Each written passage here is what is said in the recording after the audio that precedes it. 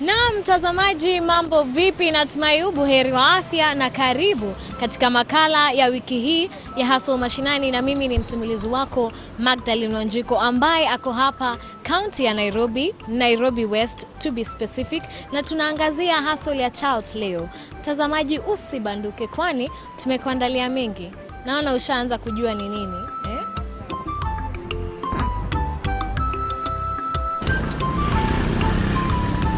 Kwa majina naitwa Charles Oguchu, natoka kaunti ya Nairobi hapa South C, na hustle yangu ni fashion and design.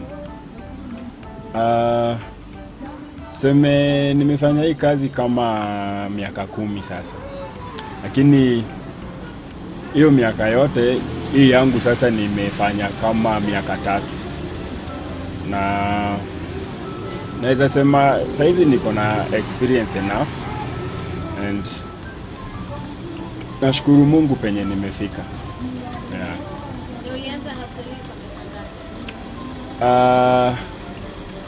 Hiyo itakuwa story mrefu, kwa sababu nikianza na hii kazi nilianza na hii mashini moja, so nimegrow mpaka nimenua mashini nyingine overlock iko hapo nyuma, na naweza sema nilianza na kama 120,000.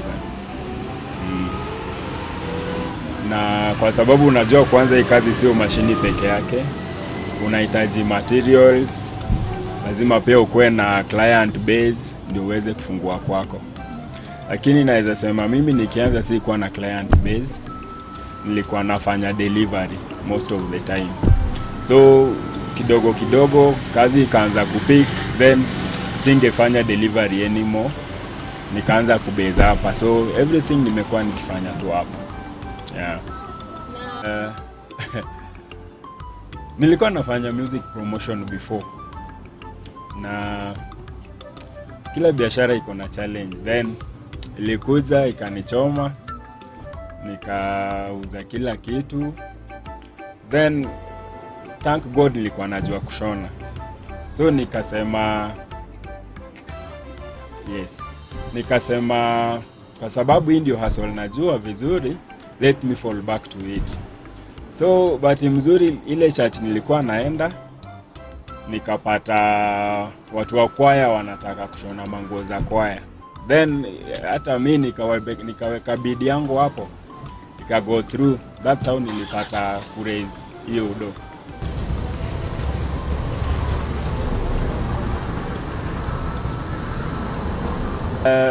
Kibao tu nimeuza skuma, so kama hiyo nimekuambia, nimefanya pia music promotion na events kidogo hapa na pale, lakini majorly naweza sema after nilidrop out of campo, hii ndio kitu nilianza kufanya, because this is the only thing I was available around that time. Naweza sema maybe kutoka kitambo mimi sijapenda kuajiriwa, but of course penye nimefika nimehave kuajiriwa, na haikuwa rahisi. Na wakati niseme nilikuwa nimeajiriwa Karen, na nilikuwa naishi Githurai hiyo time, so kutoka Githurai mpaka Karen kila siku for around 2 years haikuwa rahisi. Then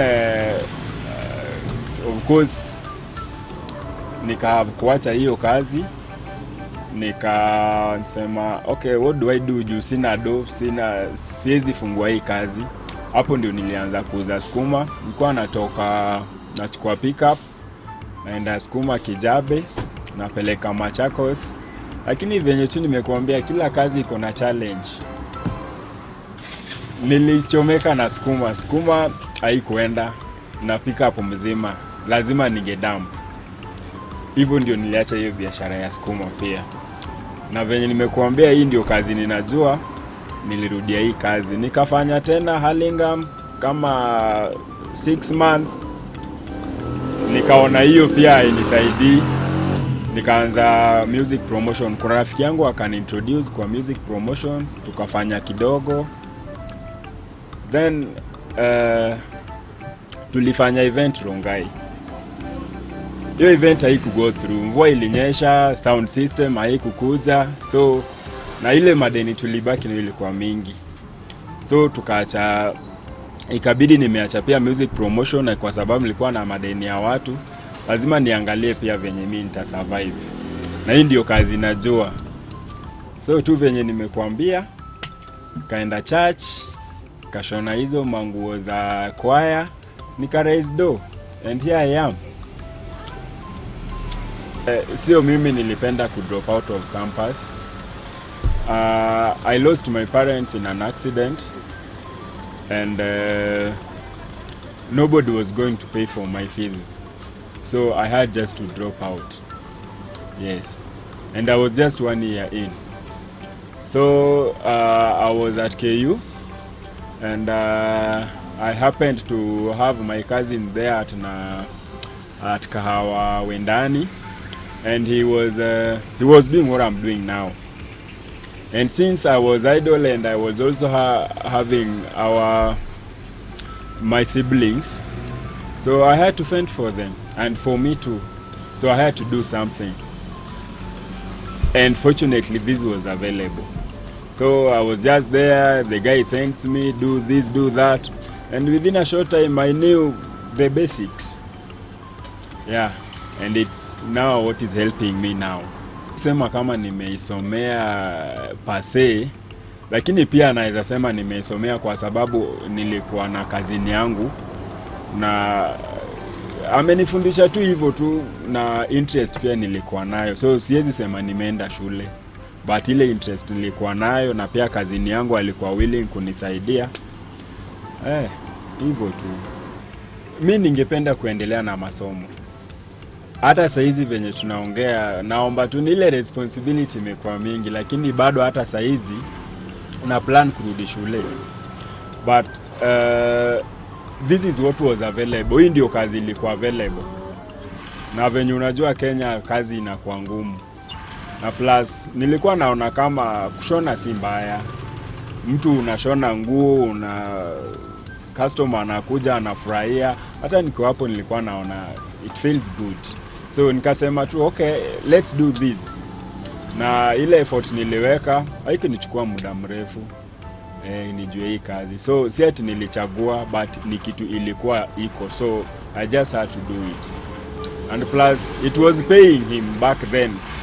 Ni vile tu hata yeye alikuwa na responsibility, angenisaidia sana, but nashukuru Mungu alinisaidia penye alinisaidia, kwa sababu kama si yeye pia labda singefika hapa penye nimefika. Okay, hiyo ni swali mzuri, kwa sababu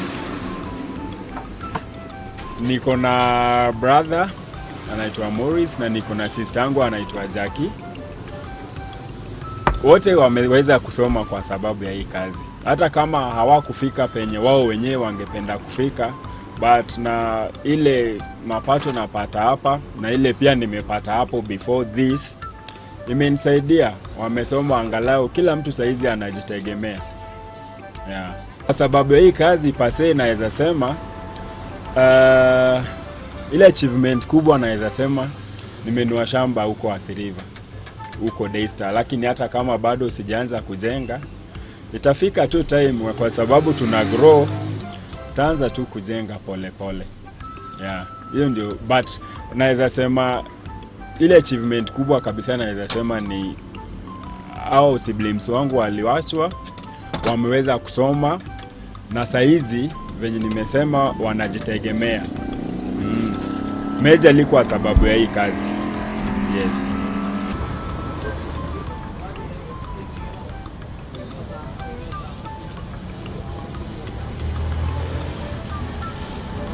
Hii kazi ina vari saa zingine, but nashukuru Mungu mimi niko na clients wanakuja all year round.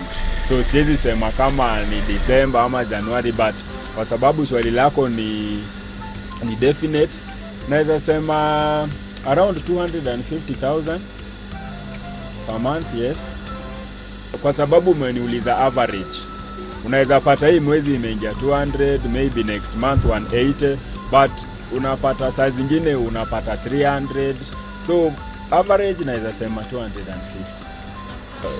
Yes, na kununua vitu za kazi nini, unaweza baki na kitu kama 150.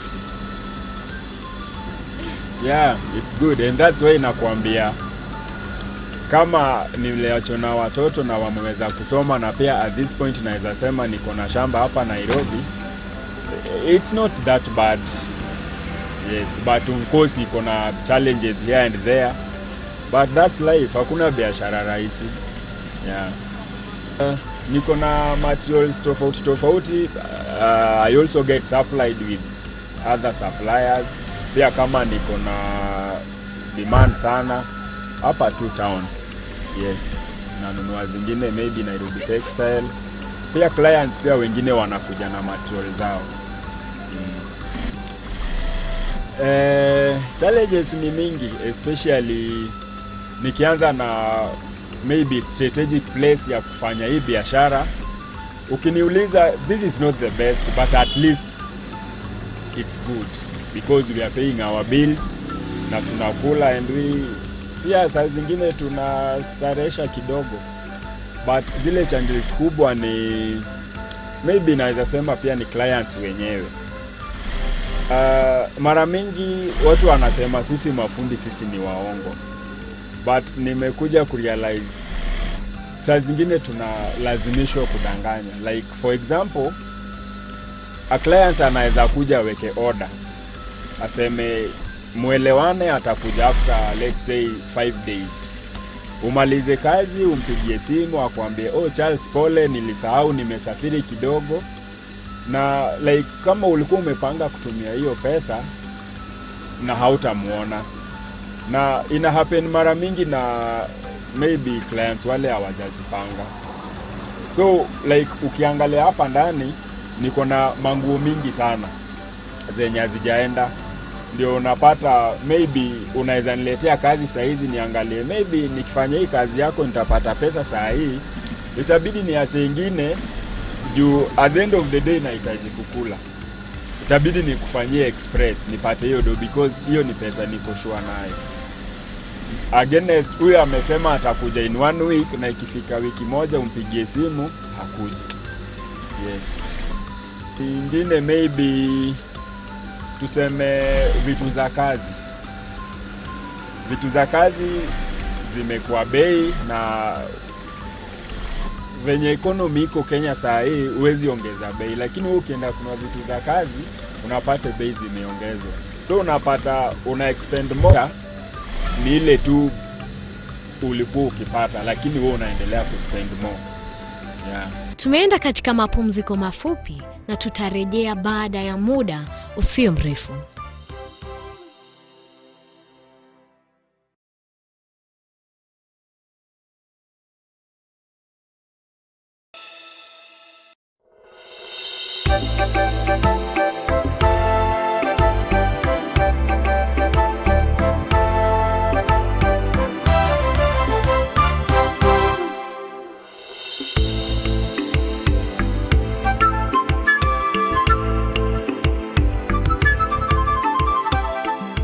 Karibu tena mtazamaji katika kipindi cha Hustle Mashinani. Haya, sasa nifunze hata mimi. Sasa hata wewe kama unataka kujua kushona, kwanza lazima ujue kuthread uzi. Hii mashine huwezi tumia kama huja thread uzi.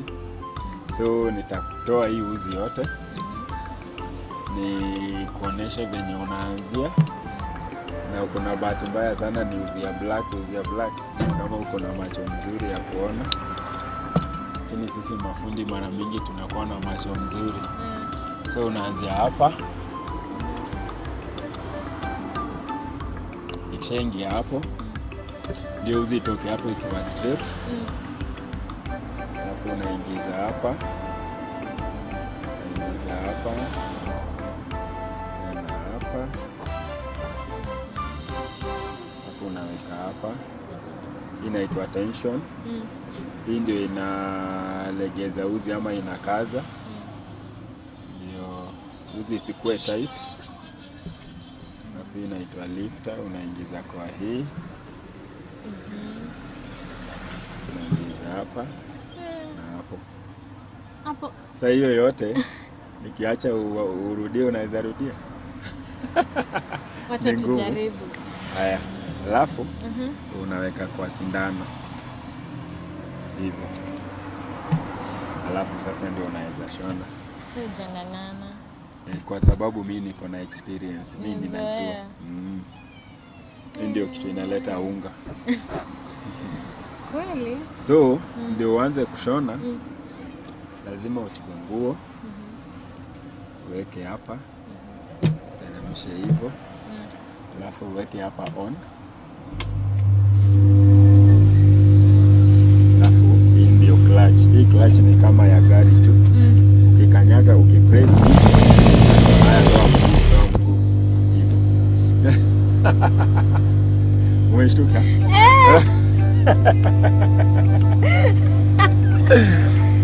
Haujaua mtu.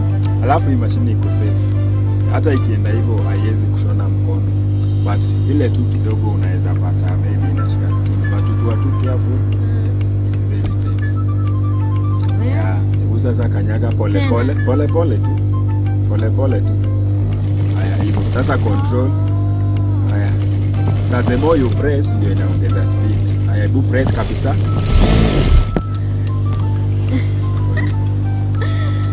Maajabu. Sasa hiyo uzi kwa sababu umeshona vibaya. Lazima utabomoa. Joseph. Ingiripa kaje. Hii uzi kubomoa. Unabomoa na hivi, unakata hivi kwanza. Kata hivi. Ni ngapi kwa siku? Nguo ngapi kwa siku? Unajua kama mimi mara mingi mimi ndio ninadeal na clients. Na kama clients ni wengi naweza maliza nguo mbili, lakini kama tuseme on a bad day, because we also tunataka wa clients wakuje wengi, kama wajakuja wengi tuseme like on a Tuesday haikwangi na traffic sana, unaweza shona dresses kama hiyo kwa siku. Lakini ukiwa na hii machine hiyo speed inakubali. Alafu pia lazima uamke mapema. Chocolate ndio mambo za watu ziweze kuwa ready. Ushaipatikana kuna customer alitisha nguo. Sasa ukifanya hivyo unakuja unashika tu hii moja. Inatoka tu peke yake. Lakini unakuja unatoa tena kidogo. Umekata ndio maana sasa hii inatoka tu kwa peke yake. Sasa hauta struggle. So kuna hiyo mashine ya overlock nilikwambia. Hiyo hapo ndani ndio tunakata nguo na ndio tunapiga pasi pia.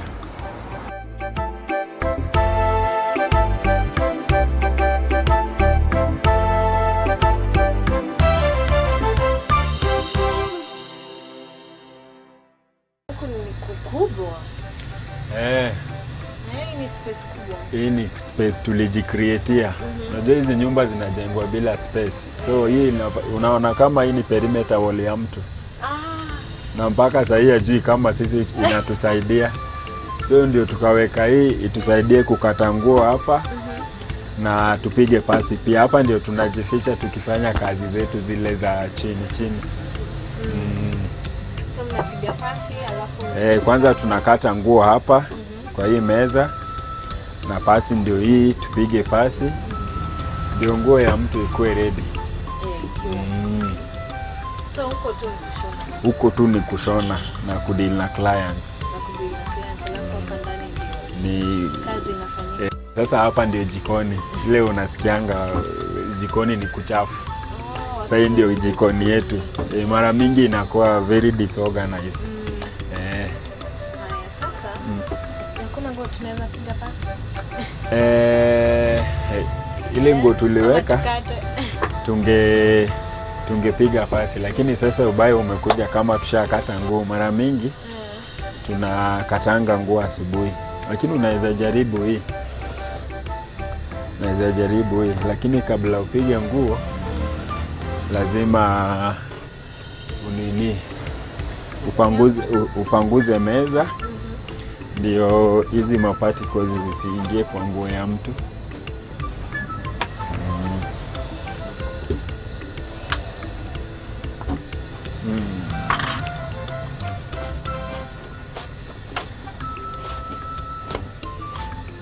Sasa hiyo meza ni safi, unaweza piga pasi tu.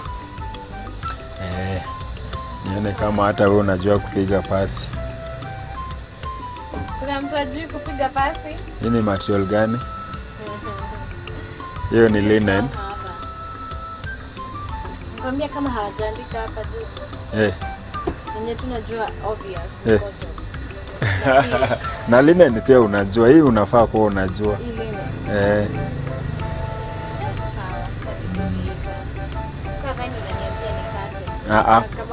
Kukata inachukua muda, kwa hiyo ni process.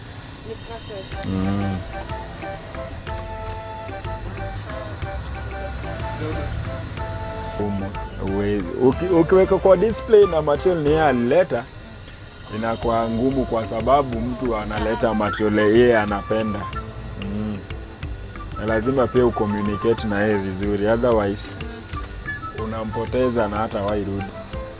Nguo ishaichomeka na si mara moja, lakini kwa sababu unazoea una control tu pasi, lakini accident zo happen. So ukichoma nguo ya mtu, hiyo ndio sasa hasara yetu pia. Lazima ununue material umshonee nguo nyingine. Na uwezi mwambia hiyo ni hasara yako na ni siri yako. Yeye akuja apate nguo yake imeisha iko safi.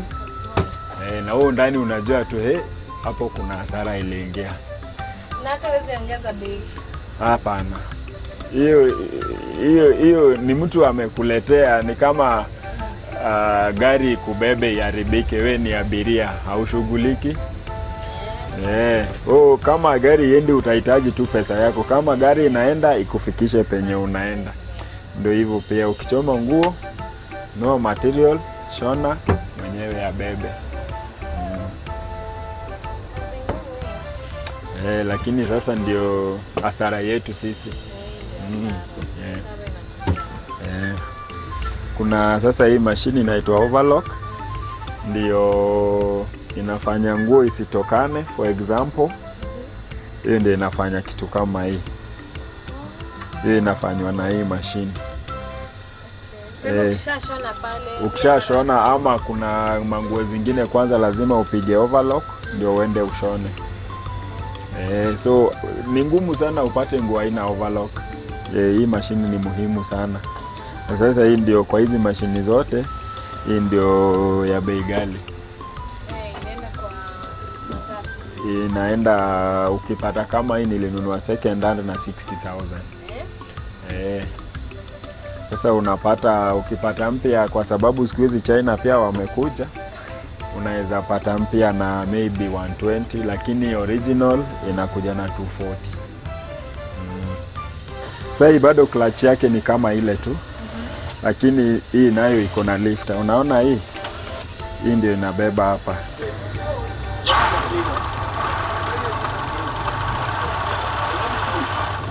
Kulingana nayo. So hiyo ndio yote kwa hii room yetu ndogo. Unaleta pesa. Inafanya kazi. Ndio ninanunua nguo. Ndio watu wanasoma nayo. Ndio hivyo tena. Ndio sisi pia tukule. Sawa basi. Rudi tupande. Kwa Joseph.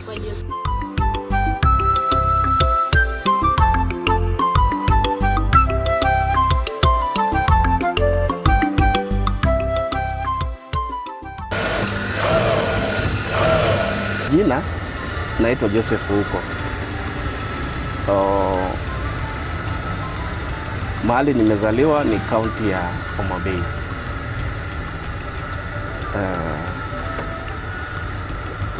Huwa tunashona hapa manguo ya customers. Kama customer ameleta ama amepeana order, huwa tunafanya tukisaidiana ili customer pia awe na awe satisfied, ndio at least aende na nguo ile design ile alikuwa nataka yenyewe, kwa sababu mimi niko na experience yangu na Charles pia ako na yake, so huwa tunafanya na tunapeana idea kidogo ili customer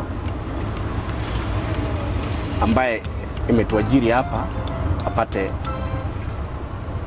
kuenda kufurahi ama function yoyote mahali anaenda. It's now 1 year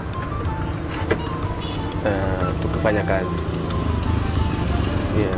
Ulikuwa wapi mbele yako? Nimekuwa kama vile nimekwambia, nimekuwa na experience kabisa, kwa sababu nimekuwa nikifanya kazi Nairobi town city center.